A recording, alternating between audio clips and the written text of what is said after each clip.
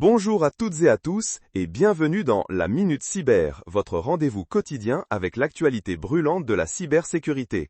Je suis Jérémy et nous sommes le 6 août 2025. Aujourd'hui, ça bouge beaucoup. On commence avec une nouvelle un peu inquiétante, l'exploitation généralisée des vulnérabilités des dispositifs médicaux IoT. Imaginez, nos objets connectés de santé, malheureusement des cibles de choix. Il faut redoubler de vigilance. Ensuite, sur le front de la cybercriminalité, une nouvelle alliance a fait surface, le groupe RAAS Dark Nexus. Et devinez quoi, il frappe fort le secteur financier. C'est une menace sérieuse pour nos banques et nos portefeuilles. Du côté de la législation, bonne nouvelle, une loi fédérale sur la sécurité de l'IA a été proposée aux États-Unis. C'est un pas crucial pour encadrer cette technologie qui avance à grands pas. La régulation suit enfin la tech. Moins bonne nouvelle, une fuite majeure a touché un géant du cloud via une API tierce compromise. Ça nous rappelle que la sécurité c'est aussi une chaîne et que chaque maillon compte. C'est un peu comme un château fort avec une petite porte dérobée.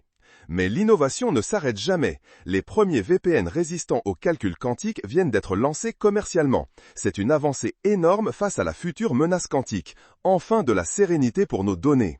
Changement de cible pour le groupe APT Cold River, qui s'attaque maintenant aux infrastructures de communication satellitaire. Quand on vous dit que les cybercriminels regardent vers le haut, c'est le cas de le dire. Ça touche à nos communications les plus vitales. Un rapport récent vient de révéler de nouvelles vulnérabilités dans les systèmes de contrôle industriel, ou ICS. C'est sensible, car ce sont les systèmes qui gèrent nos usines, nos réseaux électriques, bref, des infrastructures très critiques. Parallèlement, le développement de systèmes de cyberdéfense autonomes basés sur l'IA s'accélère. L'IA contre l'IA, une sorte de terminator de la cybersécurité, mais pour le bien cette fois. Ça promet des défenses plus réactives. On constate une augmentation drastique des primes d'assurance cyber. La raison est simple, les attaques sont de plus en plus sophistiquées. C'est un indicateur clair de la menace croissante. Ça pique le portefeuille, mais ça reflète la réalité du terrain.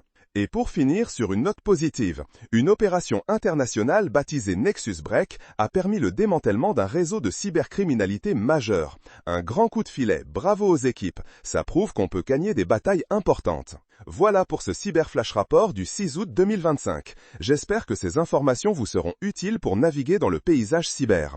Prenez soin de vos données, restez vigilants et je vous donne rendez-vous très bientôt pour une nouvelle Minute Cyber. À très vite.